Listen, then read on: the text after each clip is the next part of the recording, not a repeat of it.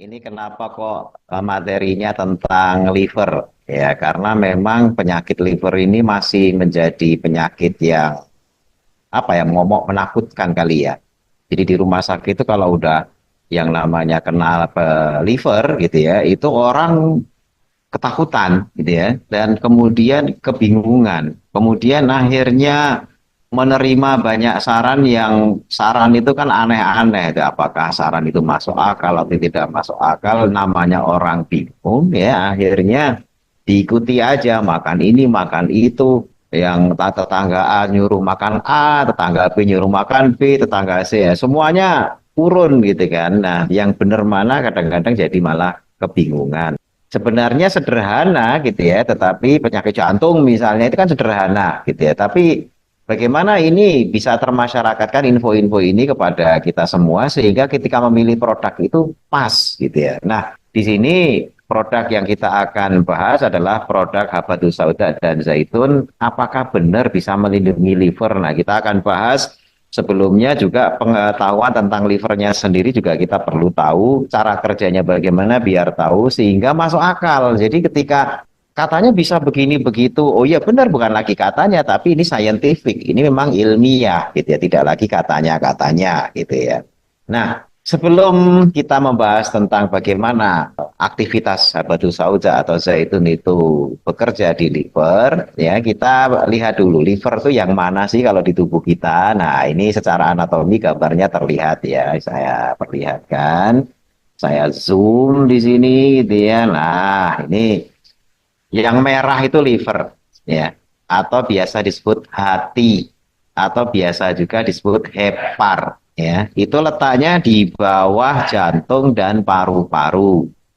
Ya, jantung, tulisan lungs ya, itu paru-paru. Kalau yang di tengahnya itu ada jantung. Nah, merah itu liver. Kemudian tulisan stomach gitu ya, stomach tulisan ini ya, stomach, stomach itu lambung.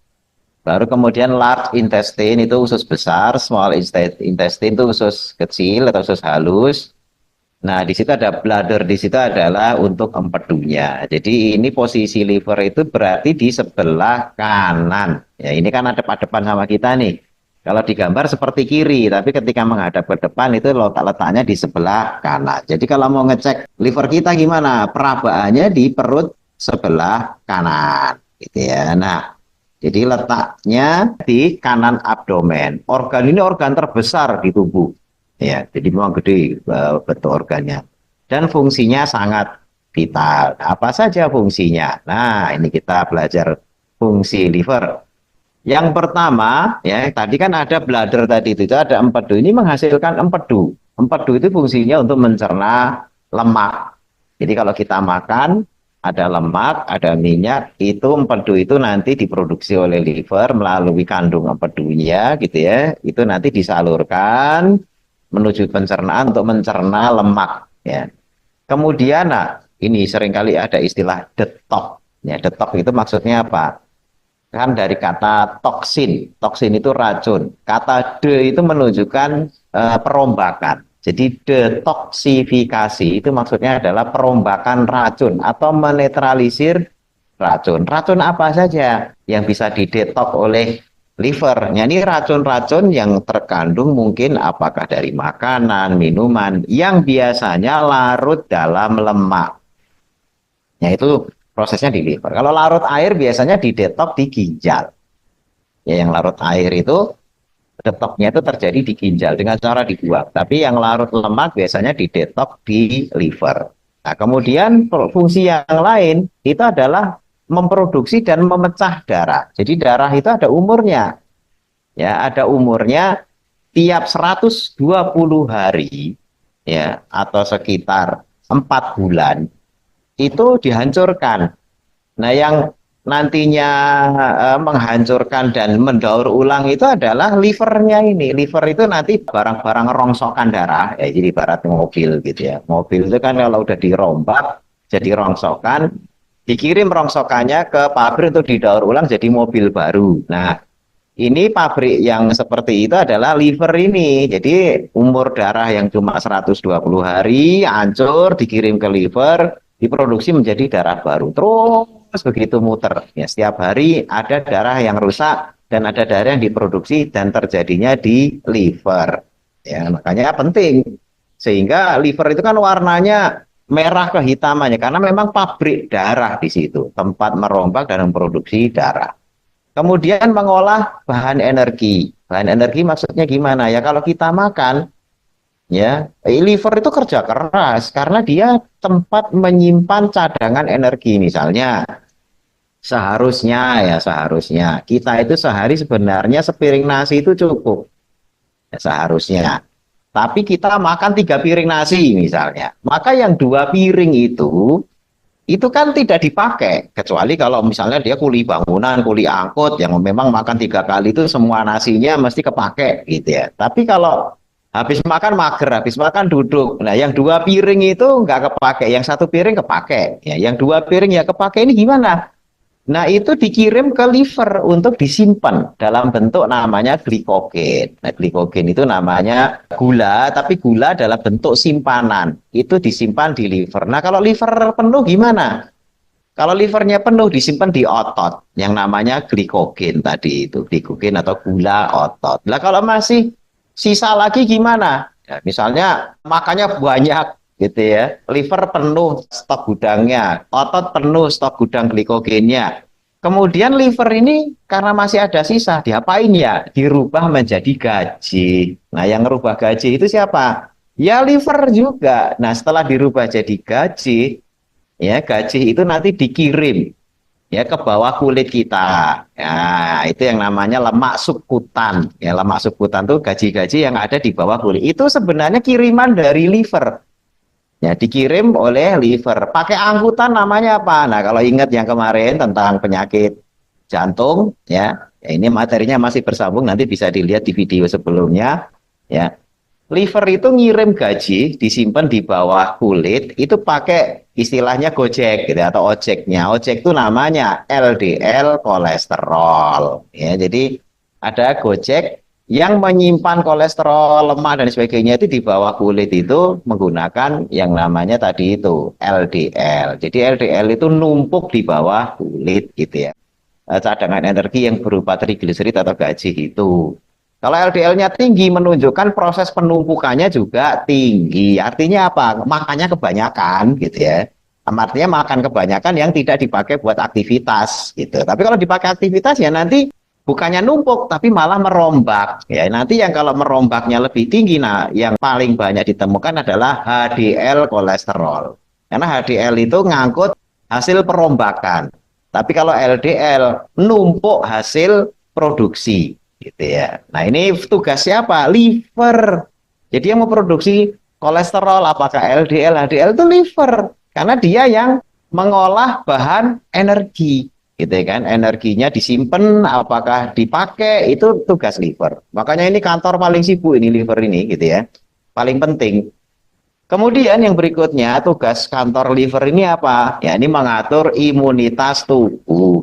Ya imunitas tubuh. Ya ini penghasil makrofag. Makrofag itu tugasnya nyaplok. Ada benda asing masuk, dicaploi. Jadi tugasnya nyaplok. Ada benda asing datang, disikat gitu ya. Nah itu diproduksi oleh liver. Jadi kalau orang yang livernya bermasalah, imunnya pasti juga turun. Ya karena makrofagnya juga turun, pasukan-pasukan yang akan menangkap benda-benda asing, ya musuh-musuh yang datang dari luar itu tentara-tentaranya juga produksinya turun. Ibaratnya kalau di negara itu akabrinya gitu ya, akabri yang menerima personel-personel ABRI itu tiba-tiba nggak lagi menghasilkan tentara gitu ya, itu otomatis ya nggak ada tentara lagi gitu ya, akhirnya negaranya lemah gitu ya. Nah kemudian selain itu menyimpan kelebihan vitamin dan mineral. Jadi kalau makan vitamin ya harusnya secukupnya. Tapi kalau ada kelebihan, nah tugas liver ini nyimpen. Vitamin apa? Vitamin yang larut minyak. Vitamin apa saja yang larut minyak? Vitamin A, vitamin D, vitamin E, dan vitamin K. Ya, biasanya disingkat ADEK, gitu ya. ADEK, A, D, E, K. Itu vitamin yang larut dalam lemak disimpan oleh liver. Gitu ya. Tapi kalau yang larut air itu nggak bisa disimpan. Itu mesti dibuang lewat ginjal. Ya ini vitamin apa? Vitamin B dan vitamin C. Sehingga vitamin B dan C itu nggak ada cadangannya. Kalau hari itu nggak masuk vitamin B dan vitamin C, mesti kekurangan. Ya, tapi kalau A, D, E, K tadi itu, walaupun hari itu nggak makan vitamin A misalnya, dia masih punya cadangan karena dia disimpan oleh liver. Nah, ini pengetahuan sedikit lah tentang vitamin. Tapi intinya itu adalah fungsi-fungsi penting kantor liver kita. Ya.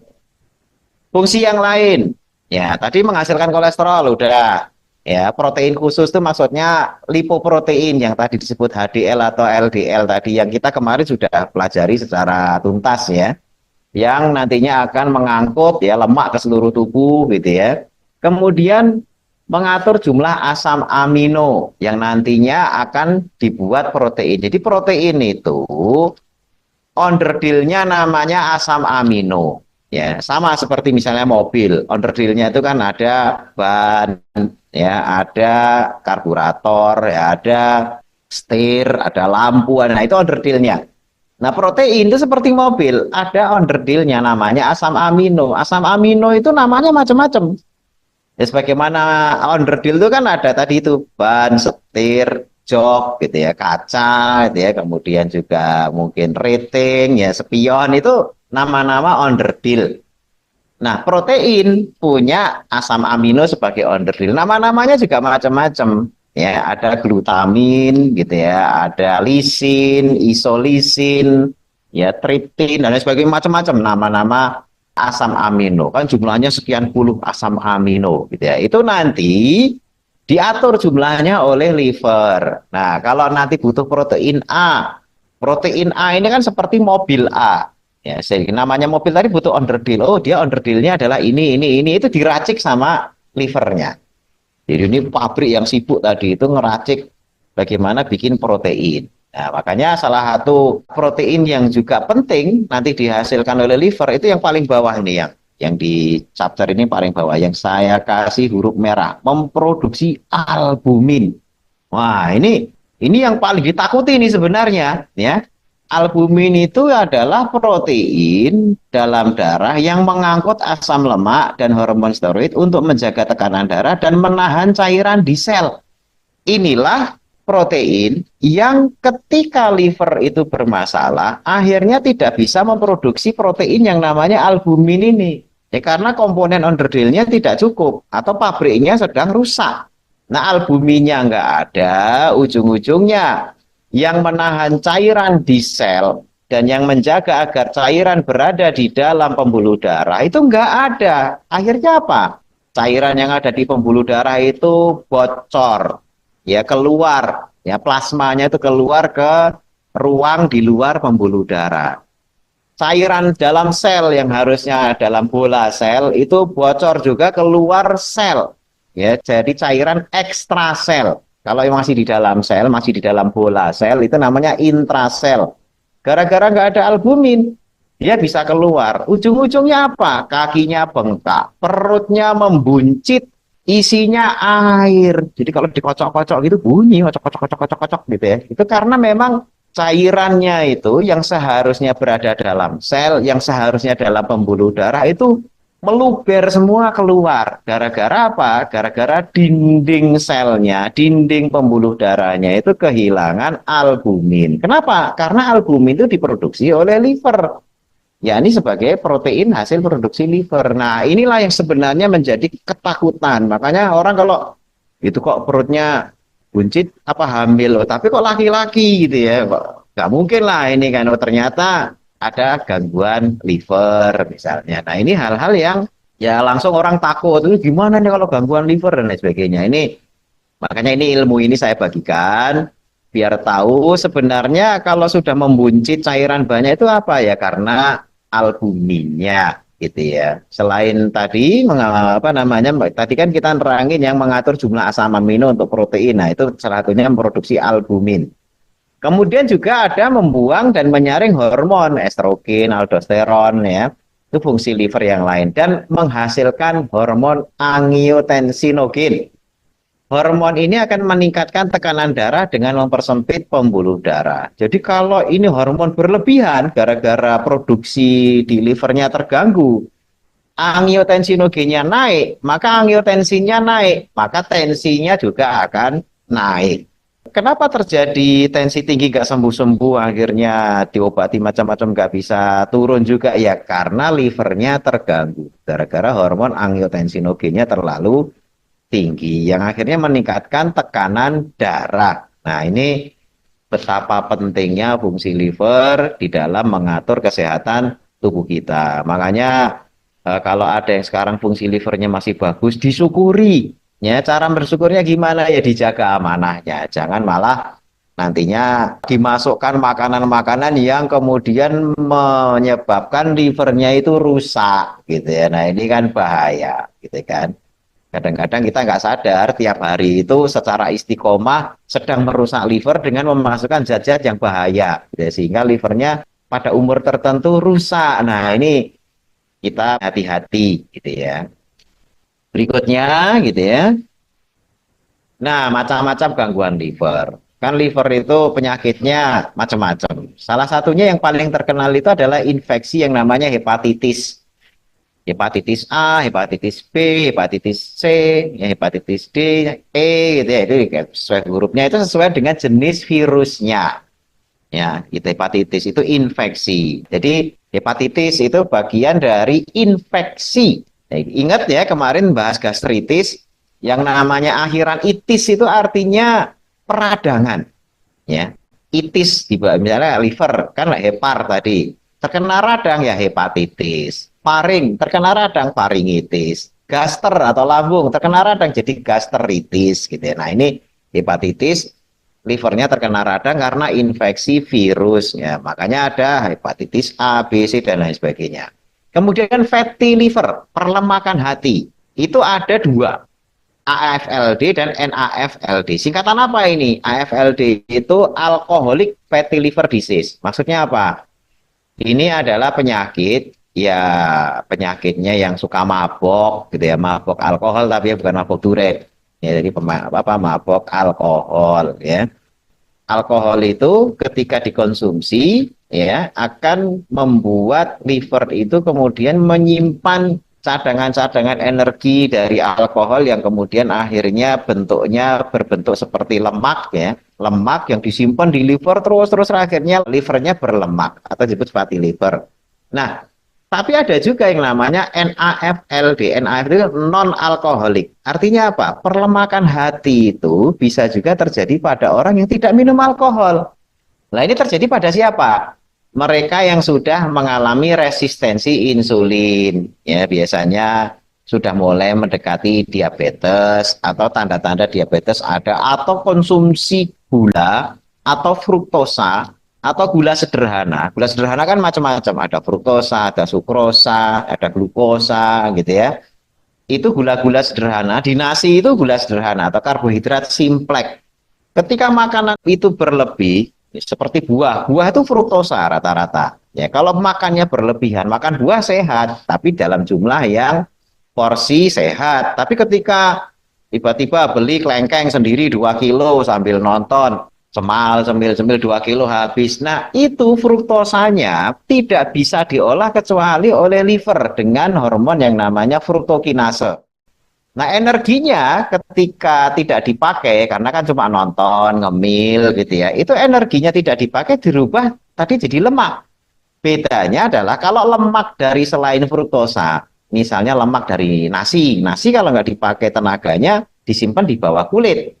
Tapi kalau lemak ya gajih yang berasal dari buah, gara-gara tidak dipakai energinya, jadi makan buah mulu tapi nggak pernah aktif olahraga, lemaknya itu hanya bisa disimpan di liver. Nah, inilah yang menyebabkan NAFLD atau non-alcoholic fatty liver. Saya nggak pernah mabuk, nggak pernah minum bir, nggak pernah minum whisky atau minuman keras. Tapi kok kena fatty liver atau perlemakan hati? Ya karena penyuka buah berlebihan terus nggak pernah olahraga karena terjadi resistensi insulin. Nah, itu bisa menjadi fatty liver. Makanya apapun itu jangan berlebihan. Meskipun itu buah-buahan, ya tetap aja kalau berlebihan bermasalah. Dia bisa menyebabkan perlemakan hati. Nah, ini gambaran healthy liver, ya, NAFLD, NASH. NASH itu non alkoholik steatohepatitis, ya. NASH, NASH gitu. NAFLD tadi fatty liver yang non alkoholik. Kalau sampai NASH ini non alkoholik steatohepatitis itu masih bisa balik lagi ke normal. Ada tulisan reversible. Nah, jadi ingat ya, Bapak-bapak, Ibu-ibu, kalau penyakitnya masih NASH, NAFLD, itu masih balik, masih bisa atret ke belakang, ya, masih bisa mundur ke belakang, masih bisa disehatkan. Nah, di mana kondisi livernya itu sudah ada lemak, yaitu secara, kalau yang di atas itu makroskopis, kalau yang di bawah ini mikroskopis. Secara mikroskop itu sudah terbentuk serat-serat jaringan ikat gitu ya, tapi itu masih reversible. Reversible itu maksudnya apa? Bisa balik normal. Nah, tapi kalau sudah yang namanya sirosis, nah ini yang paling ujung kanan, itu sudah mengerikan tuh bentuknya, itu kayak ya livernya udah keriting itu. Ya, jadi sudah nggak bisa direbonding lagi gitu ya, karena sudah terlanjur keriting gitu ya. Jadi sudah irreversible. Akhirnya apa? Jadi terbentuk scarring. Scarring itu jaringan parut. Jaringan parut itu kalau digambarkan luka di kulit itu terbentuk bekas luka, ya, atau codet ya, orang bilang kan ada bekas luka di wajah, ada codetnya. Nah, itu scarring. Nah, itu kalau satu segores ya itu paling seperti garis gitu ya. Tapi itu banyak. Nah, akhirnya apa? Yang namanya livernya itu jadi jaringan parut semuanya. Nah, ini akhirnya jadi sirosis, itu nggak bisa balik. Makanya ketika sudah ada gejala-gejala fatty liver dan sebagainya, usahakan segera berubah lifestyle, segera mengkonsumsi herbal-herbal yang bisa kemudian balik kondisi menjadi healthy liver lagi. Ya, kebiasaan buruknya yang nggak pernah olahraga, aktivitas dirubah sehingga bisa reversible. Nah, karena kalau sudah sirosis hepatis, nah di sini ada penjelasan, saya zoom ya. Sirosis hepatis itu sudah gagal liver, fungsi livernya terganggu. Termasuk salah satunya gagal liver itu gagal fungsi liver maksudnya. Termasuk fungsi memproduksi albumin. Nah, ini jangan sampai naudzubillah min dzalik. Kalau sudah gagal memproduksi albumin atau setidaknya produksinya itu menurun, ya sirosis yang terus-menerus kan lama-lama nanti bengkak, kuning dan sebagainya muncul semuanya. Terus kalau sudah seperti itu, liver yang jadi sudah sirosis itu akan berubah jadi ganas. Ujung-ujungnya adalah hepatoma atau kanker liver. Ya, ini kemungkinan terburuk ya, hepatoma atau kanker liver, dari sirosis jadi kanker, atau dari sejak awal mungkin dari hepatitis ya, terutama hepatitis B itu bisa jadi kanker, lompat dia. Nah, makanya ini jangan sembarangan ini masalah liver ini. Jadi sebenarnya penyakit kalau sudah sampai sirosis, hepatoma atau kanker liver itu sebenarnya prosesnya panjang, tidak tiba-tiba. Ya, jadi memang kita sendiri yang menyusun itu secara sabar, akhirnya jadi penyakit kanker. Hanya kita ini jarang ada yang ngingetin. Nah, makanya di sini saya ingetin gitu ya, coba gaya hidupnya menjadi gaya hidup yang sehat, agar semuanya bisa balik lagi reversible menjadi healthy liver. Nah, selanjutnya setelah tahu macam-macam gangguan liver yang mengerikan itu, ya gejalanya apa? Kuning biasanya. Kuning itu gara-gara apa? Bilirubin tinggi. Nah, itu jadi kan kuning yang paling atas, bilirubin tinggi, itu dari yang bawah itu ya, paling bawah bilirubinnya tinggi, itu akhirnya menyebabkan kuning mata, ya, telapak tangan, kulit gitu ya. Kemudian badan bengkak atau udim, yaitu mulai karena gara-gara albuminnya itu menurun. Perutnya membuncit atau asites. Kemudian anemia, kurang darah, karena memang liver berfungsi memproduksi apa? Darah. SGOT, SGPT tinggi. SGOT, SGPT itu menunjukkan fungsi liver. Makin rendah SGOT, SGPT, fungsi livernya bagus. Makin tinggi berarti fungsinya nggak bagus. Nah, asites itu kayak gini. Ini yang normal, perut normal itu ya usus, liver dan sebagainya itu ada airnya. Dia udara aja ya, warna merah itu udara. Tapi begitu asites, cairannya keluar semua masuk kantong. Di perut kita itu sebenarnya ada kantongnya, namanya kantong peritoneum. Nah, jadi kalau cairan itu bludak tadi itu saya bilang keluar dari pembuluh darah, keluar dari sel, itu mesti ditampung di satu kantong, namanya kantong peritoneum. Nah, akhirnya memenuhi peritoneum, membentuklah asites. Jadi kalau dikocok-kocok perutnya ya bunyi kayak ada seperti ya ember dikocok-kocok gitu. Ya ini kalau penampakannya ya buncit gitu ya. Nah itu kenapa terjadi seperti itu? Ya gara-gara ini proses asites. Produksi albumin di liver turun. Cairan keluar dari pembuluh darah dan sel, menumpuk di rongga atau ruang tubuh dan rongga antar sel. Jadi fungsi albumin itu di pembuluh darah, menjaga osmotic pressure yang warna biru itu ya, warna biru. Karena kalau di pembuluh darah itu ada blood pressure, tekanan darah. Tekanan darah itu dia menekan cairan keluar. Tapi osmotic pressure itu menekan dari luar ke dalam.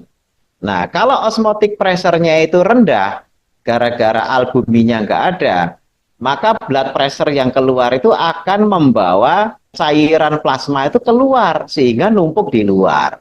Nah, biasanya kan orang terus berpikirnya begini, ya udah dok, itu perutnya kan buncit, kenapa nggak dicoblos aja terus dikeluarin semua? Wow, bahaya. Jadi ini bukan kayak mainan anak-anak kecil yang dolanan suntian, ada kodok disuntik terus jadi melembung gitu, terus nanti gampang dikeluarin lagi. Nggak begitu. Kalau kodok yang waktu kecil gitu ya, yang mainannya suka mainan kodok disuntik-suntik itu yang sampai mati gitu ya. Nah, itu kan cairan dari luar.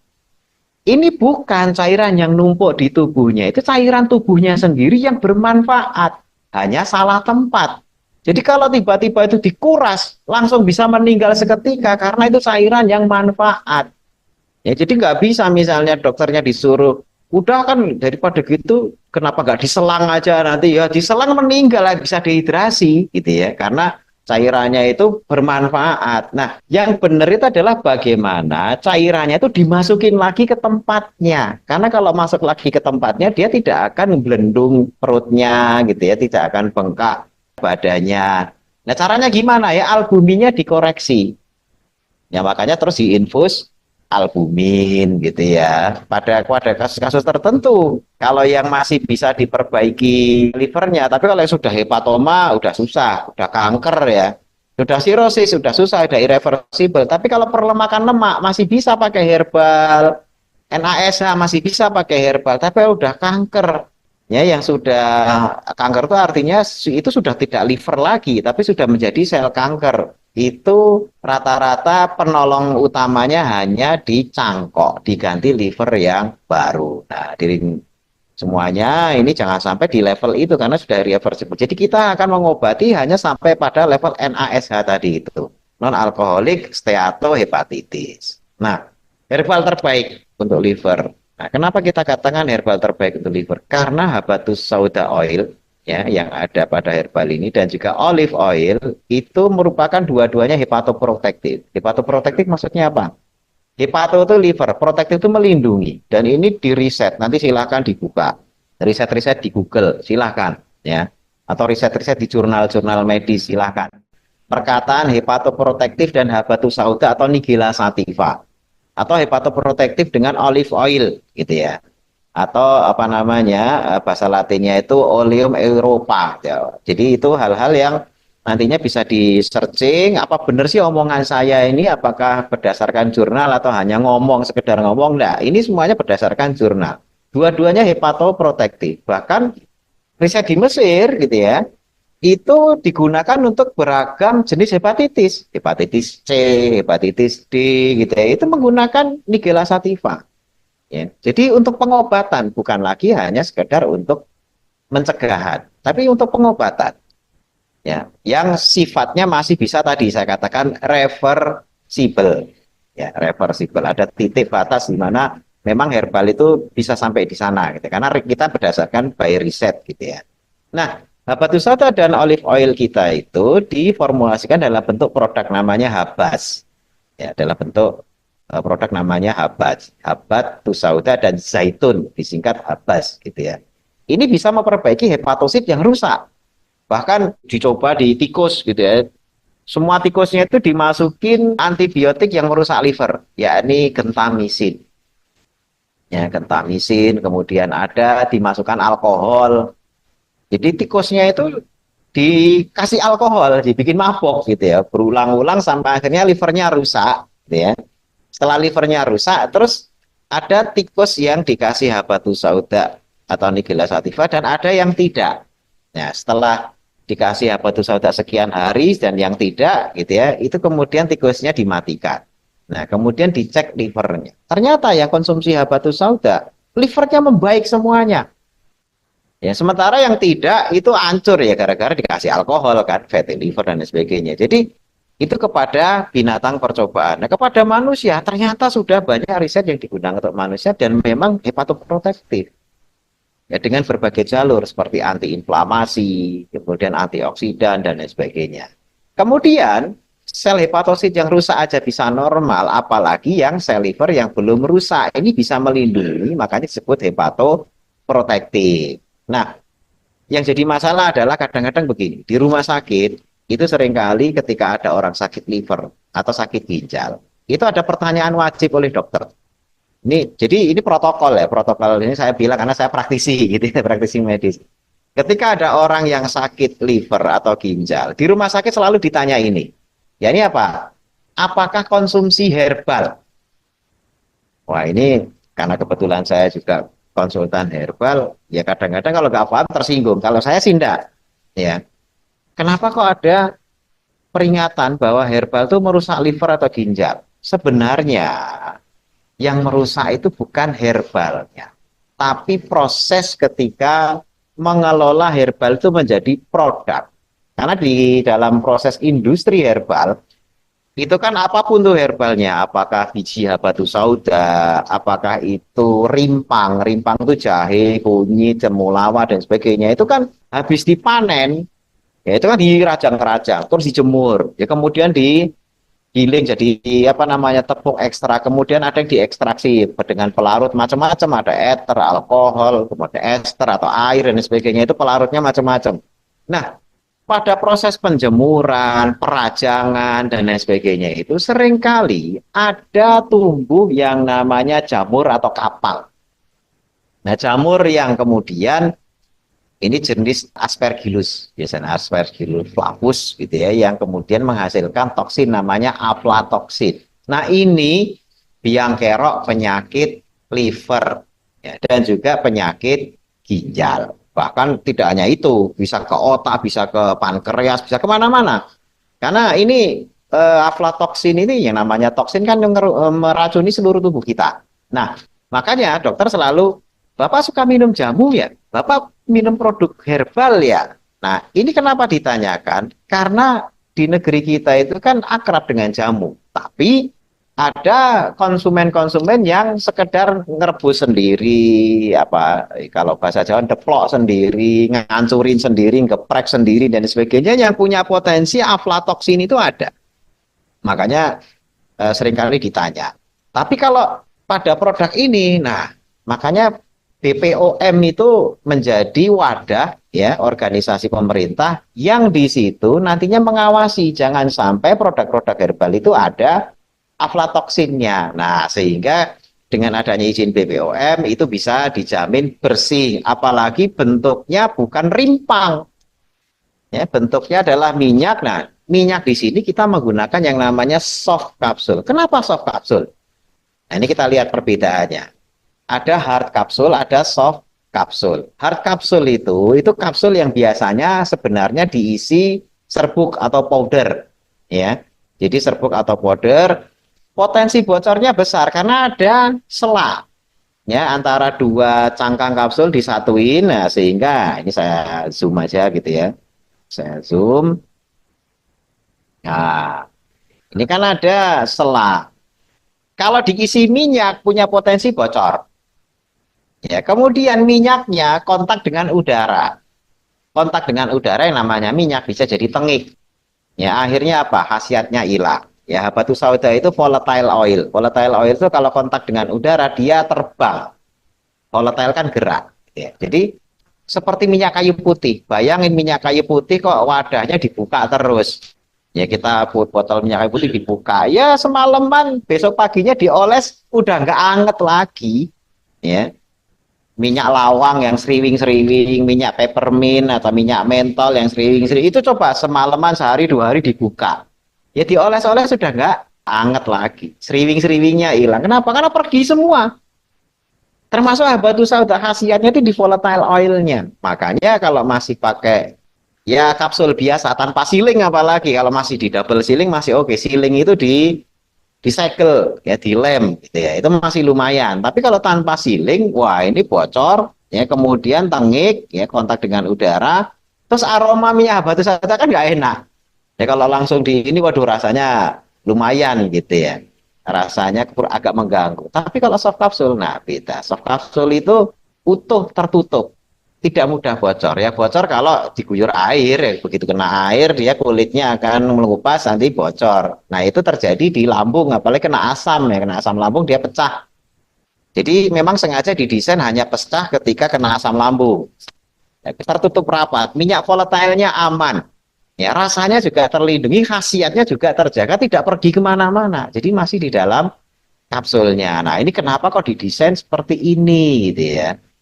Dan khasiat habatus sauda itu ya ada di minyaknya, bukan di serbuknya. Kalau serbuk itu kan cuma biji.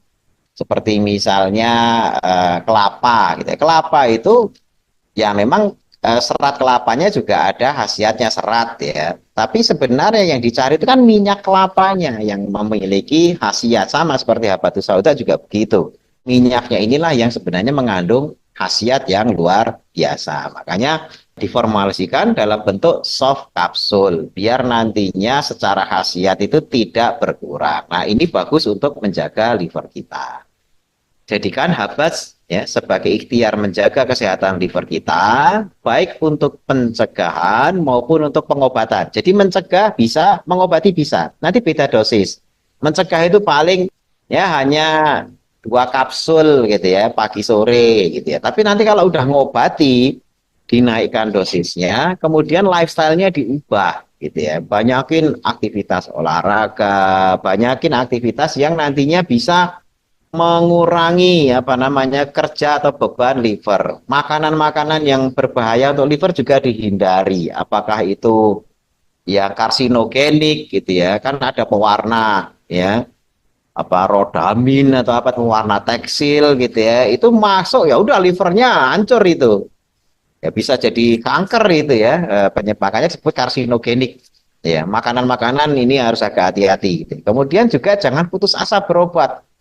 Waduh, udah kayak begini-begini, enggak. Kita lihat dulu kondisinya. Selama masih dalam kondisi yang reversible, itu bisa diobati. Tapi kalau sudah irreversible, jadi kanker dan lain sebagainya, ya tetap jangan putus asa.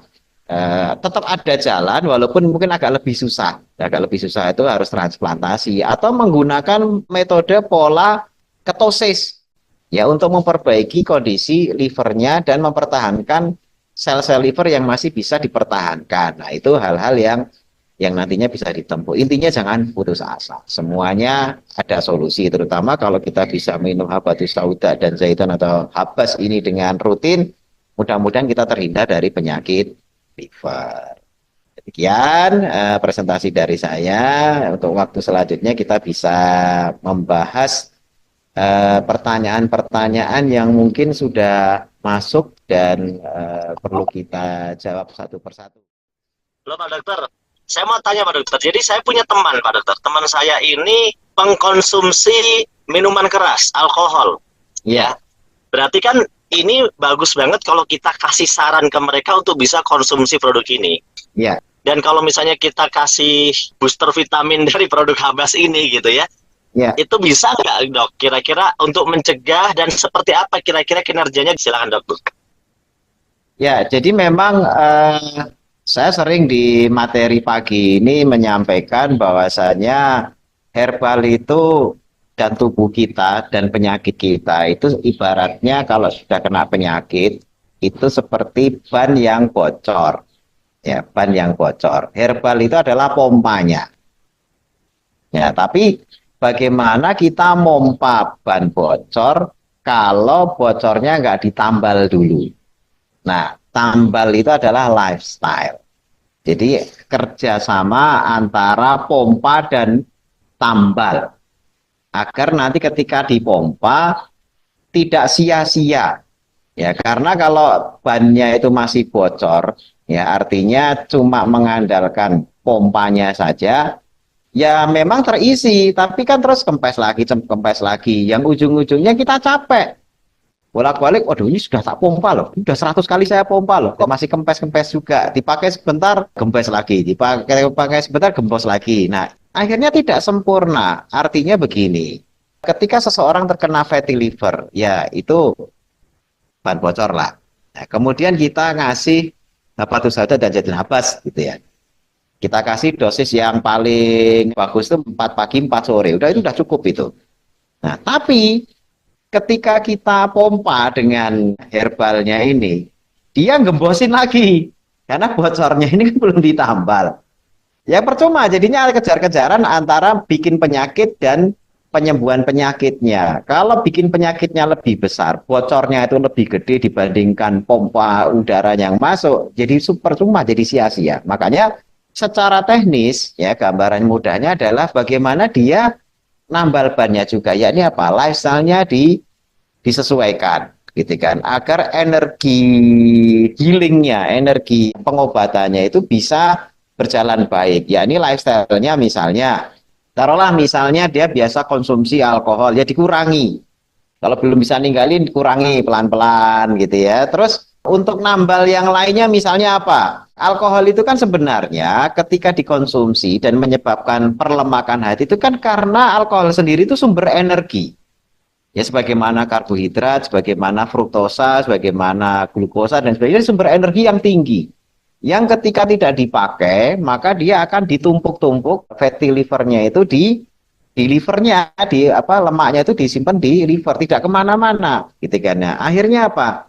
Paling bagus ya sudah mengurangi, kalau bisa meninggalkan, kalau tidak ya mengurangi, itu ikuti dengan paginya puasa. Ya, jadi jangan lagi diblepek energi yang lain. Cuma susah kadang-kadang kan yang namanya habis mabuk apa tuh kan pengennya makan ya walaupun paginya mungkin pengar ya, muntah-muntah dan sebagainya. Tapi habis itu biasanya terus pengen maruk makan. Nah, terus ditambah lagi malam begadang kurang tidur. Nah, kurang tidur ini juga menyebabkan yang namanya liver itu akan terforsir. Liver itu bagusnya untuk recovery, ya dia malam itu diistirahatkan.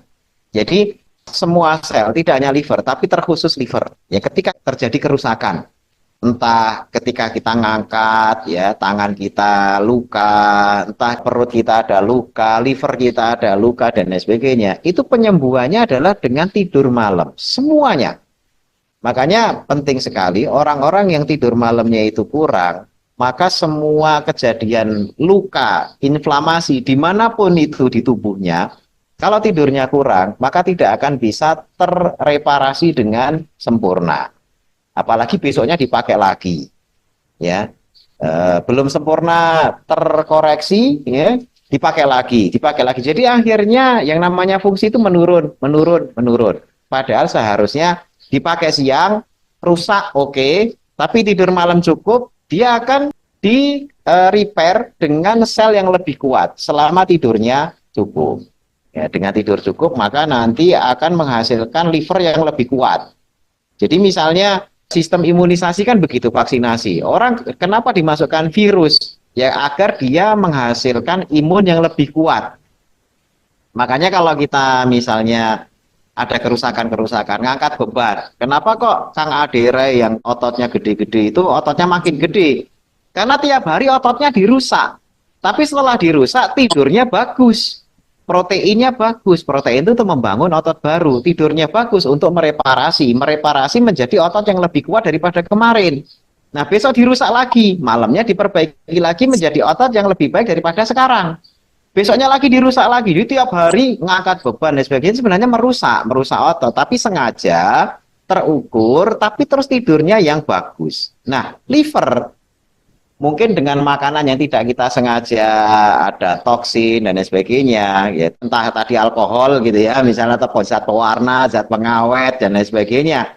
Kalau tidurnya kurang, sudah rusak, reparasinya nggak sempurna, besoknya lagi dimasuki lagi, nah itu makin turun fungsinya. Sampai pada usia tertentu terjadi gangguan liver. Tapi kalau tadi untuk pola sarapan itu bisa membantu juga dokter ya?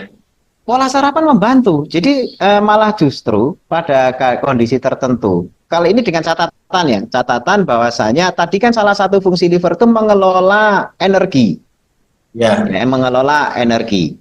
Dia mengatur sumber energi. Nah, kalau dia dibebani dengan alkohol, dengan fruktosa, dengan nasi dan lain sebagainya, kan dia harus ngatur tuh.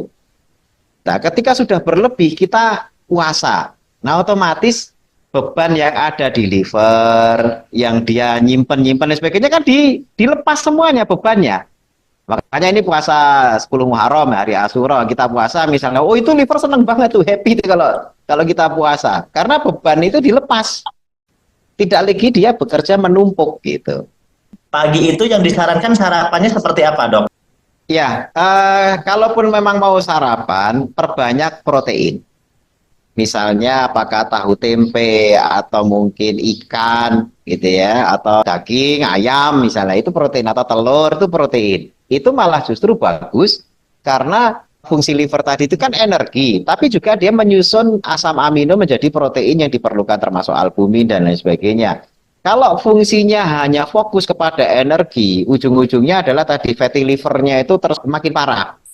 Tapi ketika diimbangi sumber energinya itu dari protein, maka kerja livernya ini mudah-mudahan tidak terlalu tersibukkan untuk ngurus lemak yang tidak dipakai. Untuk herbal, sebenarnya konsumsi terbaik itu memang sore. Ya, sore. Sore itu karena fungsinya nanti dia akan dijadikan bekal untuk reparasi ketika dia tidur. Ya. Jadi ketika tidur itu kan terjadi reparasi. Cuma biasanya yang namanya peminum itu kan tidurnya jadi terbalik-balik. Tidurnya biasanya malah siang, dia malam mabuk. Oh, tidurnya malah siang. Kalau tidurnya malam bagus diminum. Jadi sebenarnya ini bekal untuk tidur, untuk repair. Dan repair terbaik itu memang tidur malam. Karena kalau kita tidur siang, walaupun sama-sama tidur siang itu tidak terjadi repair. Itu bedanya tidur malam dan tidur siang. Kenapa? Karena siang itu kita tidak memproduksi melatonin. Melatonin itu hormon tidur yang hanya diproduksi ketika malam. Jadi tidur siang itu hormon yang paling dominan menurut irama sirkadian di tubuh kita itu kortisol. Nah, kortisol itu hormon stres. Tapi karena kelelahan, kita malah bisa tidur siang, tapi tidurnya tidak merepair. Ini ada dua kondisi ya. Kondisi pertama itu kondisi orang yang base makanan di mana makanannya adalah food combining. Food combining itu masih makan karbohidrat, protein, lemak dengan segala komposisi nutrisi baik makro maupun mikro. Nah, kalau yang masih food combining di mana ada karbohidrat, protein dan lemak, pagi itu rata-rata orang semuanya membutuhkan karbohidrat. Kenapa? Karena digunakan untuk menutup stres. Ya, kemarin kita sedikit udah bahas ya, tapi untuk penyakit tertentu baiknya jangan. Nah, ini masihnya orang-orang yang normal ya, orang-orang yang normal dengan makronutrisi yang lengkap, yang seimbang, itu biasanya memerlukan karbohidrat untuk menutupi stres.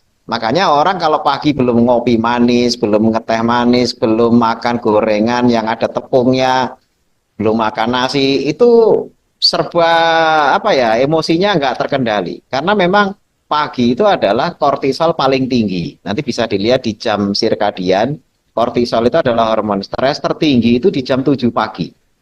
Makanya tiap pagi itu kita bangun oleh hormon stres. Ya, karena hormon melatonin itu untuk menidurkan kita diproduksi ketika sore, habis itu ketika pagi mulai hormon stres diproduksi kita bangun. Nah, puncaknya jam 7 pagi. Nah, orang yang susah mengendalikan stres, karbohidrat itu menekan stres. Tapi sekali lagi bukan menghilangkan, tapi menutupi. Jadi ibaratnya kayak orang di tempat gudang berdebu, ya. Nah, karbohidrat itu cuma menutup pintu jendela agar cahaya nggak masuk. Dengan cara itu maka debunya nggak kelihatan, bukannya hilang, nggak kelihatan. Ya, sehingga dia dengan nyaman menghirup udara itu nyaman. Padahal kotor. Ya, tapi yang penting nggak kelihatan, gitu ya, itu karbohidrat. Ya, makanya kalau pengen model-model nyaman seperti itu. Tapi kalau yang sudah mulai bermasalah, dan harus menghilangkan stresnya, tidak ditutupi. Justru pagi itu, kalau mau sarapan, hindari karbohidrat. Karena kalau karbohidrat itu kan tadi penutup. Nah, orang yang siap menghadapi stres, itu justru menghilangkan penutupnya. Pengen tahu, kedok yang nutupi seakan-akan tidak ada apa-apa, itu sebenarnya di balik kedok itu apa sih? Ya, sehingga dia nekat membuka pintu gudang yang kotor tadi itu, terus kelihatan debunya. Oh, ternyata berdebu. Debunya di mana aja? Ini terus dia bersihin. Nah, itu facing the monsternya itu, menghadapi monsternya itu dia sudah benar-benar memang mau membersihkan. Tapi kalau yang masih saya tak ngopi manis, saya tak makan gorengan, itu masih mencoba menutupi. Tapi permasalahannya adalah ketika sudah kena diabetes, dia masih mau nutupi terus stresnya itu dengan kopi manis dan sebagainya. Yang terjadi diabetesnya itu nggak akan sembuh-sembuh. Karena dia hanya makin tinggi gula darahnya. Karena ditutupi stresnya oleh karbohidrat. Nah, makanya kalau yang berani menghadapi stresnya terus dihindari, itu adalah justru malah dia tidak pengen stresnya itu ditutupi. Dia pengen tahu stres saya seberapa tinggi. Nah, pengen tahu seberapa tinggi stresnya itu dengan malah justru pagi-pagi meninggalkan karbohidrat, hanya makan protein, misalnya hanya telur goreng, ya, minumnya teh pahit atau kopi pahit, misalnya, itu nanti terasa tuh, wah kok badan gak enak, itu berarti stresnya tinggi. Tapi kalau dia hadapi, terus kemudian dia coba cari solusinya, apa sih penyebabnya ini, dan ketemu, selesai, dia bisa menyelesaikan masalahnya tanpa harus menutupi. Jadi beda antara menutupi dan menyelesaikan. Buah itu bagus bagi yang belum kena fatty liver. Ya, artinya bagusnya begini. Buah itu kan mengandung fruktosa. Ya, fruktosa itu sekali lagi energi yang tidak akan menaikkan insulin. Ya, tidak akan menaikkan insulin. Jadi ketika kita makan fruktosa, insulinnya nggak naik. Contoh buah yang kaya fruktosa itu seperti kurma. Fruktosanya tinggi, walaupun juga glukosanya tinggi. Glukosanya naikin insulin, fruktosanya enggak. Nah, ketika fruktosa itu tidak menaikkan insulin, kayak madu itu fruktosa. Tapi walaupun ada juga madu yang tinggi glukosa, ada juga. Tapi rata-rata madu itu fruktosanya yang tinggi. Sehingga ketika minum madu yang fruktosanya tinggi, glukosanya rendah, insulin nggak naik. Ya, tetapi dia membebani liver dengan fruktokinase. Jadi livernya akhirnya bekerja keras. Nah, kalau dia setelah minum madu, makan buah, aktivitas, makanya kan pagi tadi makan buah misalnya ya, dia aktivitas, maka itu impas. Impas itu akhirnya buahnya bermanfaat dan memang itu tujuannya makan buah itu ada energi yang dipakai tanpa harus membebani insulin. Ya, soalnya kan ada juga yang kita dengar ini kan khawatir orang itu hanya dapat informasi satu arah ya, maksudnya tidak paham situasi dan kondisi. Jadi buah itu kan bagus kalau buat misalnya yang bagus itu sarapan buah, jangan sarapan nasi. Kan kita nggak tahu situasinya nih. Ternyata nih orang dengan kondisi livernya itu berat gitu kan. Nah, dia malah memperbanyak makan buah. Berarti nggak tepat kan kalau buat yang liver. Kalau yang sudah kena fatty liver jangan. Buah itu malah bahaya itu. Jadi tubuh kita itu perlu diingat, tidak pernah tahu nama makanan. Dia hanya tahu komposisi makanan. Jadi dia nggak pernah tahu ini apakah yang masuk mangga, apakah yang masuk anggur, yang masuk itu. Nggak kenal ya? Nggak kenal. Dia hanya tahu loh, fruktosa atau ini, nah dia langsung kerja liver. Ya, spare part-nya aja yang dia kenal ya. Iya. Jadi komposisinya. Kalau nama kan itu kita sendiri yang ngasih nama, beda tempat beda nama. Coba kalau kita sebut gedang di Bandung, artinya apa? Coba sebut gedang di Jawa, artinya di Jawa kan gedang itu pisang. Kalau di Bandung jadi pepaya nanti. Pepaya, nah, makanya itu kan makan gedang efeknya gimana? Ya tubuh kita nggak kenal nama, tapi di dalam buah itu komposisinya apa gitu. Itu yang nanti akan direspon. Kalau livernya sampai kita muntah darah, minumnya Haspro aja atau dengan Habas. Oh, ini kan kita ada 2 produk nih, Dok. Itu ada 2 produk, ada Habatus Sauda plus zaitun, ada Habatus Sauda plus propolis, Dok. Nah, dia tanya tentang komposisi ini, dia tanya kira-kira yang cocok yang mana atau dua-duanya cocok, Dok? Ya. Pada kasus yang sudah muntah darah, itu terjadi yang namanya hipertensi portal namanya. Hipertensi portal itu begini. Jadi darah itu kan disalurkan ke seluruh tubuh, dari jantung, gitu ya, ada yang ke paru-paru, ada yang ke ya semuanya lah, termasuk juga ke liver. Nah, ketika livernya bermasalah, terjadi sirosis, apalagi sirosis ya, itu kan terjadi tekanan. Akhirnya terjadi gangguan tekanan yang menyebabkan hipertensi portal. Hipertensi portal itu menyebabkan tekanan darah di portalnya itu naik. Nah, efek-efeknya adalah pembuluh darah itu bisa pecah. Nah, terkait dengan pencernaan juga hipertensi portal itu karena ada tekanan yang tinggi, ya tekanan darah tinggi, pembuluh darah itu melebar yang menyebabkan terjadinya yang namanya varises. Nah, muntah darah itu terjadi gara-gara varises yang biasanya menyerang di kerongkongan, kerongkongan atau esofagus. Esofagus kita itu ada pembuluh darah yang kalau terjadi tekanan darahnya naik gitu ya, dia melebar terjadi varises. Nah, kalau ini tekanan makin tinggi pecah. Ya, ketika pecah, disitulah muncul yang namanya muntah darah itu.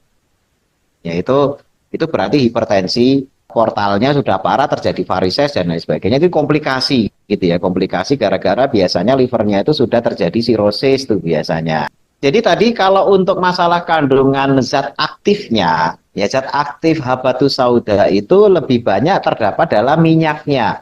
Tapi kalau untuk keluhan-keluhan yang sifatnya pencernaan seperti sembelit dan lain sebagainya, maka seratnya yang berupa bubuknya itu akan diperlukan untuk keluhan pencernaannya. Karena serat itu kan bagus untuk pencernaan. Artinya apa? Pada keluhan-keluhan yang selain pencernaan, yang tidak memerlukan serat terlalu tinggi, minyak tuh malah justru lebih utama. Ketika dalam hal ini untuk hipertensi portal, kemudian untuk memperbaiki fungsi liver dan sebagainya, zat aktif yang ada dalam minyak itu lebih tinggi dibandingkan dengan yang ada di powder. Nah, intinya begitu. Ya, jadi buat teman-teman ini banyak sekali yang bertanya tentang hipertensi ya. Jadi sangat cocok sekali juga mengkonsumsi namanya habas ya, habas ya, habatus sauda dan zaitun tadi yang sedang dipresentasikan. Ini sangat cocok ya, Dok, buat Ya, hipertensi ya. betul, betul. Kemudian untuk dosis sendiri dok, secara kita pakai dosis standar aja dulu ya dok ya. Normalnya kan kita nggak tahu ya tingkat seperti apa, tingkat sakitnya seperti apa. Kita anggap yang standar dulu, standar aja yang bisa dikonsumsi itu untuk semuanya. Itu seperti apa dosis dalam satu hari? Hipertensi itu kan ada yang ringan, ada yang sedang, ada yang berat. Itu standar WHO itu kan ada. Kalau 140 sampai 160 itu ringan.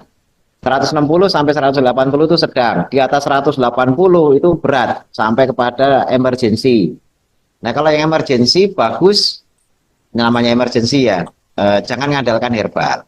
Emergency itu harus dalam jangka waktu, misalnya tensi 230. Wah, itu emergency itu. Jadi kalau herbal kan kita tahu kerjanya adalah perlu waktu. Padahal emergency itu kan perlu seketika. Ya, perlu seketika. Jadi kalau emergency saya sarankan misalnya di atas 200 itu herbal jangan. Tangani dulu dengan emergency-nya itu biar hilang dulu. Nah, jadi diturunkan sampai di bawah 180 baru kemudian pakai herbal pelan-pelan, lifestyle-nya diperbaiki, tidurnya diperbaiki gitu ya. Tapi kalau masih di 200, waduh, saya pakai herbal ini aja, saya obat dokter nggak mau, jangan, itu membahayakan nyawa. Gitu ya. Saya sebagai medis malah tidak menganjurkan seperti itu. Nah, tapi kalau misalnya cuma 160, ya 140, ya sifatnya sedang atau ringan, ya dosis-dosis di 2 sampai 3 sampai 4 kapsul lah. Ya sehari 3 kali itu masih aman. Kalau untuk yang maintain itu yang bukan yang pengobatan untuk kasus-kasus kronis ya, maintain itu hanya menjaga kesehatan 2 kapsul cukup. 2 kapsul itu dalam satu hari sekali cukup atau harus 2 kali? Jadi saya konversi dulu ya, dalam 1 liter minyak, ya 1 liter minyak, itu biasanya dihasilkan dari 4 kilo sampai 5 kilo biji. Ya, bijinya 4 kilo gitu. Itu yang biasanya bijinya itu banyak banget airnya. Kan tergantung kan bijinya, ada yang mentes isi minyaknya banyak, ada yang kering. Kalau yang kering itu 7 kilo aja diperes dapatnya dikit gitu ya. Tapi kalau yang bagus, yang mentes, yang isinya memang minyak murni gitu ya, itu kadang-kadang kita dapat 3 kilo biji diperes dapat sekilo itu udah bagus. Ya 1 banding 3. gitu ya. Itu di industri pemerasan ya, cold press kan, kita pakai cold press diperes gitu ya. Jadi kalau kita konsumsi satu kapsul itu seperti konsumsi ya 2-3 kapsul yang serbuk gitu. Itu perbandingan. Nah, kalau kapsul ke sendok perbandingannya adalah 1 sendok makan. Makan rumah ya. Itu setara dengan sendok takar yang biasa ada di sirup-sirup apotek itu. Sendok takar apotek itu kan setara dengan sendok makan rumah. Nah, itu sekitar 8 sampai 10 kapsul. Ya, 8 sampai 10 kapsul. Jadi kalau misalnya sehari itu pagi 4 sore 4, itu sebenarnya dosisnya seperti 1 sendok minyak habatus sauda. Nah, selama ini di riset-riset seharinya antara 3 sampai 8 sendok itu masih aman.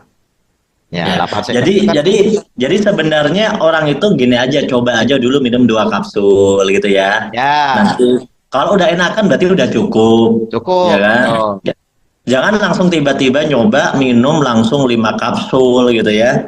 Ya, Nah, karena jadi begini, ada yang dulu langsung gede, gulanya ngedrop. Itu ada. oh kalau kalau minum langsung gede bisa nggak drop efeknya?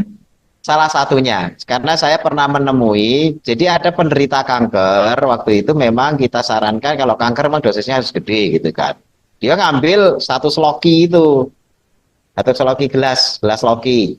Dituang minyaknya gitu kan, karena kebetulan dia nyari yang langsung minyak curah diminum, itu langsung gemeteran gulanya ngedrop. Ya karena memang salah satu fungsi habatus sauda itu kan bisa menurunkan kadar gula. Sebenarnya gini, 2 kapsul sehari saja itu sudah bagus dengan catatan lifestyle-nya juga bagus.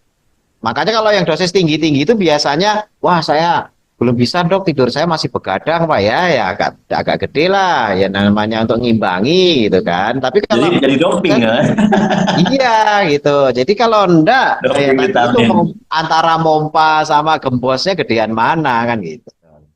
Kalau misalnya tadi tertarik sama yang perut berair tadi dok, aduh ini Ya, teman-teman saya asisten. dok. Nah teman-teman saya ini banyak juga nih leader-leader ini mentor-mentor pelaku-pelaku bisnis. Ini perutnya makin membuncit dok. Iya, iya. Tadi kan ada cairan yang keluar dari kantongnya. Ini terus cairan itu tetap ada manfaatnya ya meskipun keluar dari kantongnya Ya, itu. betul. Jadi Terus lama-lama ini juga bisa bisa berefek ke balik ke normal lagi, itu bisa dok dengan cara lifestyle-nya diubah seperti apa dan dengan cara pengobatannya seperti apa? ya. Jadi sebab keluarnya tadi kan karena albuminnya menyusut. Ya, bisa jadi karena sudah mulai fatty liver, produksi albumin terganggu, peradangan di mana-mana albuminnya turun gitu ya. Nah, ujung-ujungnya adalah cairan itu keluar meludak mengisi ruang rongga di peritoneum tadi itu. Nah, cara membedakannya dengan buncit biasa gimana? Yang namanya cairan ya, itu tergantung volumenya ya. Jadi kalau kita ketuk ya, kalau kita ketuk, itu kan cairan itu mesti apa istilahnya itu kalau diketuk eh, kalau angin kan kayak bung bung bung bung bung. Nah, itu istilahnya bunyinya itu lebih lebih lebih terang gitu ya. Kalau air itu kan redup. Ya, air itu redup. Nah, itu bedanya. Nah, kalau pada cairan ketika kita curiga ini cairan bukan ya. Kalau yang udara kan ditepuk aja kan suaranya mesti bunyi. Tapi kalau cairan kan redup. Nah, nanti di posisi miring, tidur, Ya. posisi tidur, ya. Kalau dia posisi telentang, ya, mesti kan yang paling atas ini adalah udara, yang paling bawah air. Air itu selalu menempati ruang paling bawah. Diketok pinggangnya. Kalau pinggangnya redup, bisa jadi itu cairan. Ya. Terus yang atasnya diketuk. Kalau dia udara, pung pung pung pung. Oh ini berarti udara. Berarti Ya. punya potensi. Oh ini cairan turun ke bawah. Tapi jangan langsung dipercaya. Suruh miring. Posisi miring, miring kanan atau miring kiri. Nah terus pinggangnya diketuk lagi.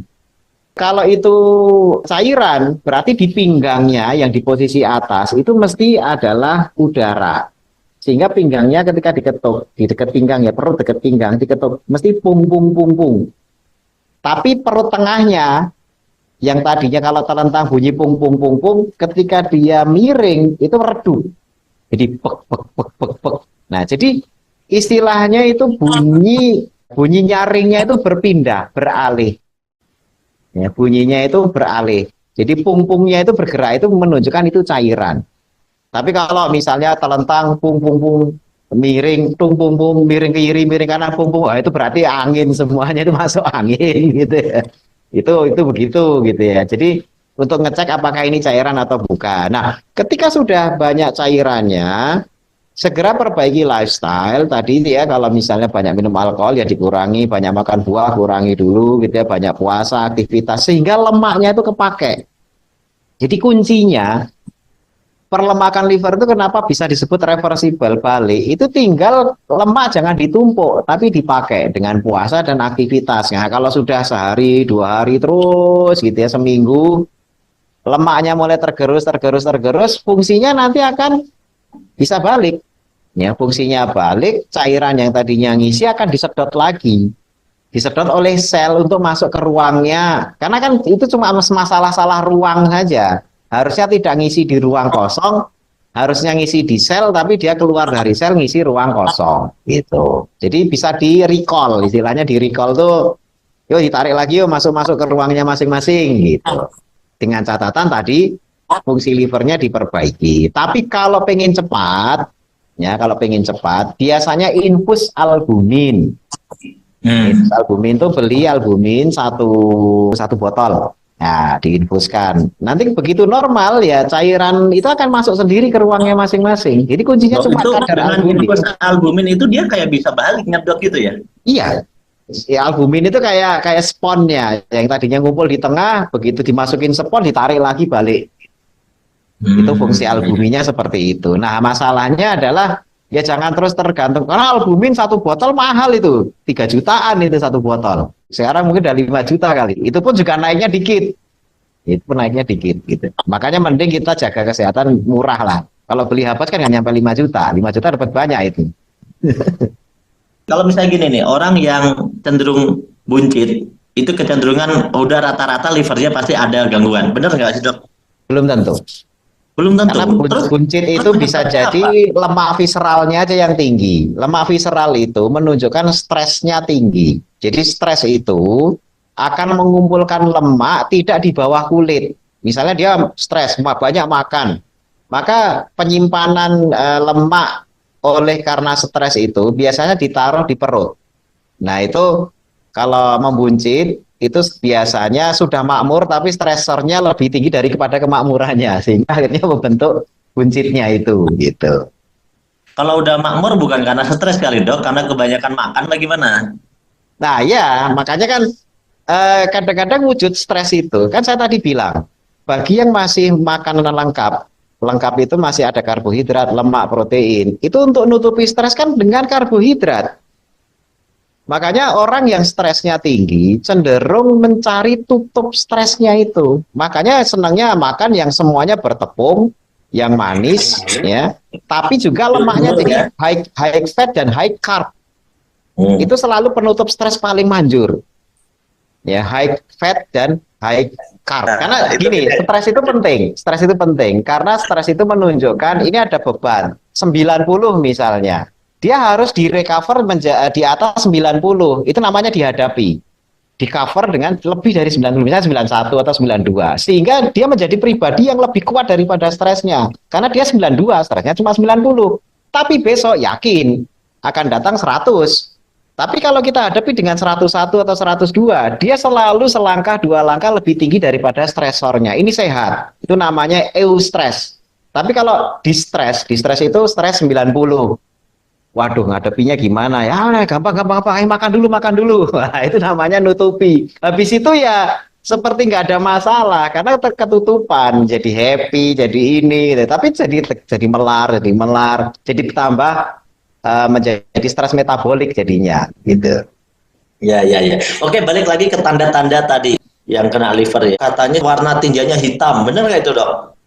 Itu namanya melena. Melena itu tinja hitam. Itu menunjukkan perdarahannya di saluran pencernaan atas. Seperti tadi yang di kerongkongan kan saluran atas, lambung juga saluran atas. Ketika dia berdarah, darah yang melewati usus halus, usus besar kan mengering. Ketika sampai ke anus, dia sudah menghitam karena kering. Makanya tinjanya hitam, itu menunjukkan adanya bleeding di saluran atas. Entah itu kerongkongannya, entah itu di Tapi itu lambung. berarti hanya salah satu tanda saja, salah Salah satu satu gas. tanda itu Nggak menunjukkan selalu kalau begitu ya. sudah ada bleeding. Tapi kalau perdarahannya maaf di dekat anus, darahnya tidak hitam, dia masih darah seger. Itu biasanya ambeien.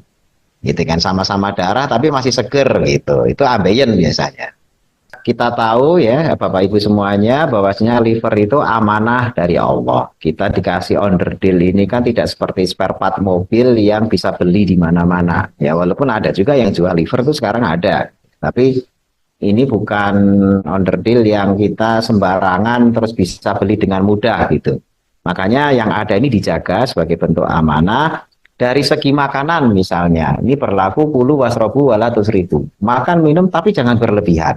Ya berlebihan dalam apapun, apakah jenisnya, apakah jumlahnya, ya sehingga kita makan ya yang sepadan dengan apa yang kita perlukan, gitu kan. Makan karena ya untuk hidup, gitu, bukan hidup untuk makan. Itu yang pertama. Yang kedua, istirahat dengan cukup, karena liver adalah organ yang tidak pernah berhenti bekerja, sebagaimana juga jantung dan lain sebagainya. Dia tidur pun tetap kerja. Ya kantor 24 jam. Ya 7/24 gitu ya lah sekarang bilang kan ya.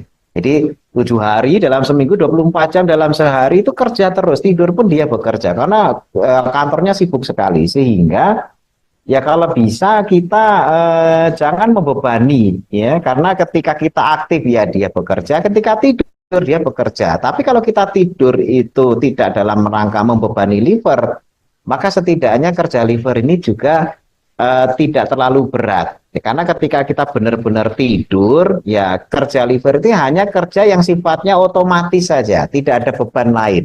Nah, sehingga dia bisa ikut istirahat ketika kita tidur. Tapi kalau sebelum tidur kita kasih PR, ya kitanya pules, tapi livernya ngerjain PR. Nah ini yang akhirnya kemudian tahu-tahu livernya bermasalah. Jadi kulu wasrobu wala tusrifu, makan minum secukupnya, jangan berlebihan.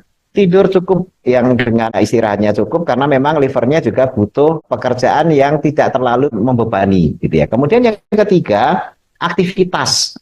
Aktivitas kita, olahraga, kemudian moving kita, ya, exercise gitu ya. Itu penting karena liver itu mengatur energi, jangan ditugasi hanya numpuk. Ya, liver itu paling sedih kalau disuruh numpuk-numpuk, karena dia tuh sekaligus menjadi storage. Ya, dia tidak hanya sekedar tukang tumpuk, tapi storage-nya juga di liver. Makanya jangan sampai liver yang sudah bekerja, dia sebagai kantor, tapi juga sebagai gudang. Nah, kalau kita banyak merombak ya dengan cara olahraga, mungkin juga puasa dan lain sebagainya, maka livernya itu akan storage-nya itu akan luang, longgar dan happy sekali livernya gitu ya. Karena memang kita tidak bebani dengan numpuk-numpuk pekerjaan. Nah itu saja mungkin, mudah-mudahan dengan cara itu ya, walaupun sekarang sudah banyak dijual liver, tapi liver yang dijual di luar itu, kalaupun cocok, itu paling hanya bertahan 5 tahun. 5 tahun kemudian harus cari liver baru. Ya, jadi kalau dapat liver baru lagi dipasang ya 5 tahun lagi, tiap 5 tahun harus diganti. Ya. Makanya yang ada sekarang jaga amanah ini dengan sebaik-baiknya, jangan sampai kita sia-siakan. Itu saja dari saya.